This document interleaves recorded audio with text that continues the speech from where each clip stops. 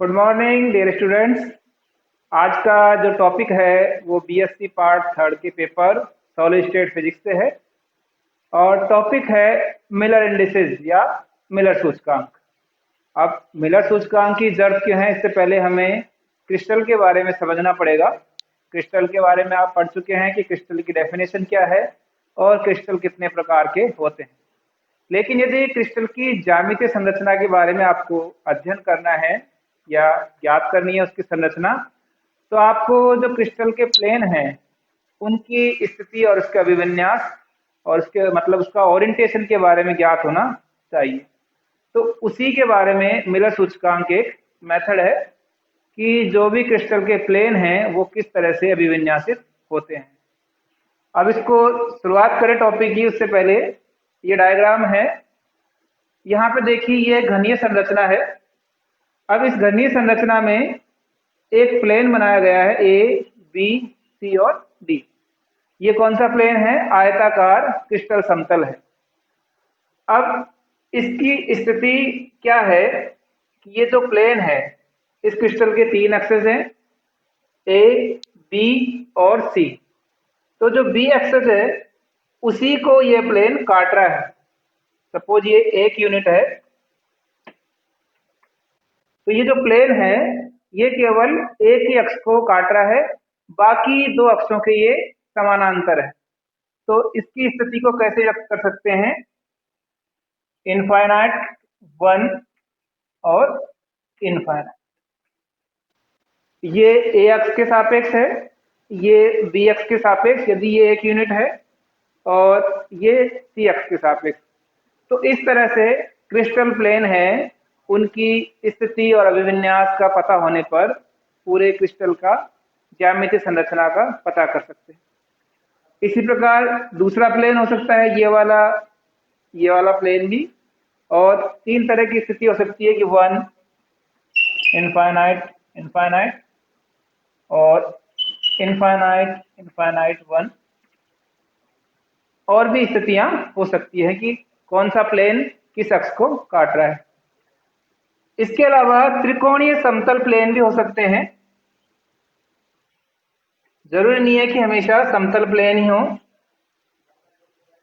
इस तरह से त्रिकोणीय समतल प्लेन भी हो सकते हैं जो कि ए अक्ष पर, बी अक्ष पर और सी अक्ष पर काटते हैं। अब यहाँ पर क्या है, ये जो इनके रूपांत निर्देशांक आपने व्यक्त किए हैं ये भिन्न के रूप में नहीं है। लेकिन कई बार क्या होता है कि सपोज किसी क्रिस्टल अक्ष द्वारा 3, 1/2 और 2 इस तरह से अलग अलग अक्षों पर, अक्ष ए पर, अक्ष बी पर और अक्ष सी पर इस तरह के अंतःखंड काटे गए हैं, तो उनका रूपांतरण करना कठिन हो जाता है। तो उसी को सिंप्लीफाई करने के लिए मिलर ने एक मेथड दिया है जिसके द्वारा हम मिलर सूचकांक ज्ञात करेंगे। अब वो मेथड क्या है, उसके मेन पॉइंट क्या क्या हैं, ये आपको समझने की जरूरत है। तो शुरुआत करते हैं मिलर सूचकांक से।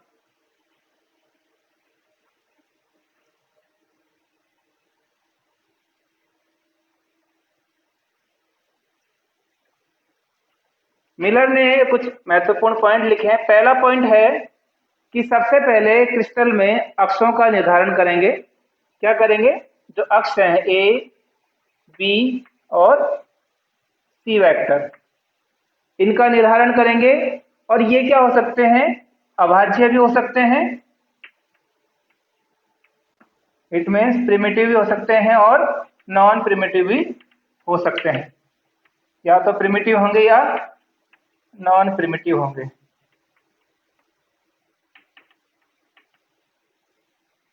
अब दूसरा है कि जो क्रिस्टल के तल हैं वो इन अक्षों पर किस तरह से काट रहे हैं। क्रिस्टल तलों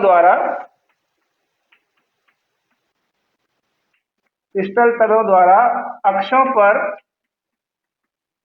काटे गए अंतःखंड, इंटरसेप्ट, काटे गए अंतःखंड, और उसको हम P multiply by A ratio QB multiply by ratio RC। इस तरह से मानेंगे कि जालक नियतांक के रूप में ABC के रूप में आपने जो अंतःखंड है, ये अंतःखंडों के गुणांक हो जाएंगे P, Q और R। इसके रूप में कोई प्लेन है वो अक्षों को काट रहा है। तीसरा पॉइंट या तीसरा जो मेथड है इसका पॉइंट, तो ये जो गुणांक है P, Q और R, इनका क्या करेंगे, व्युत्क्रम लेंगे 1/P, 1/Q और 1/R। इनका व्युत्क्रम लेंगे और जो ये भिन्न है इसके हर का P, Q, R का एलसीएम लेंगे। सपोज एलसीएम आपका T है, तो उस एलसीएम को प्रत्येक जो ये टर्म है 1/P, 1/Q और 1/R, इससे मल्टीप्लाई कर देंगे। तो क्या प्राप्त होगा, T 1/P, T 1/Q और T 1/R। इसके बाद जो भी वैल्यू आएगी आपकी वो क्या कहलाएगा, मिलर इंडिसेज या मिलर सूचकांक, और उसको व्यक्त करने का तरीका है HKL। मिलर सूचकांक को HKL के द्वारा व्यक्त किया जाता है। तो इस तरह से ये मिलर ने एक मेथड बताया कि कैसे कि आप क्रिस्टल तलों को, स्पेशली जो भिन्न वाले पार्ट हैं कि क्रिस्टल अक्ष द्वारा भिन्न के रूप में अंतःखंड प्राप्त हो रहे हैं, तो उनको कैसे व्यक्त किया जा सकता है। अब इसको एक उदाहरण के रूप में समझते हैं।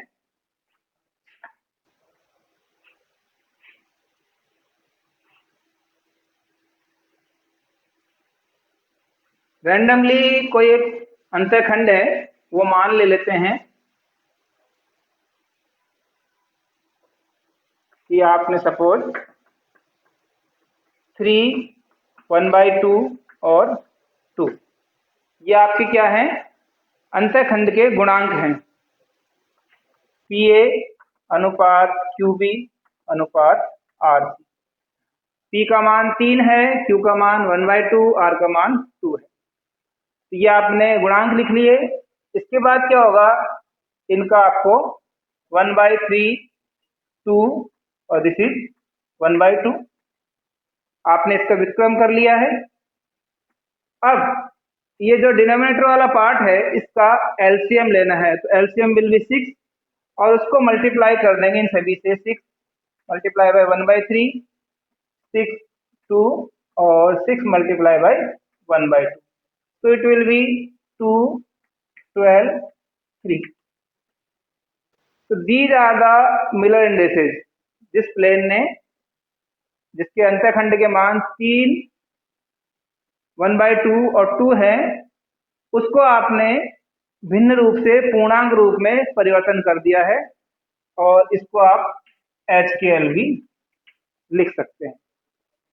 अब यदि अंतःखंडों के मान नेगेटिव प्राप्त हो रहे हैं तो उसको लिखने का तरीका क्या होगा, H बार KL, और for example H bar K bar L। जिस लिए अक्ष पर माइनस में आपको मान प्राप्त हो रहे हैं उसके ऊपर आपको बार लगाना है, और मेथड -H, -K और L इस तरह से भी व्यक्त कर सकते हैं। तो यहाँ पर आपने क्या देखा कि मिलर इंडिसेज द्वारा क्रिस्टल तलों का किस तरह से रूपांतरण किया जा रहा है। तो नेक्स्ट वीडियो में इसी तरह के दूसरे टॉपिक है मिलर इंडिसेज से रिलेटेड, उनका अध्ययन करेंगे। आज की वीडियो में इतना ही, धन्यवाद।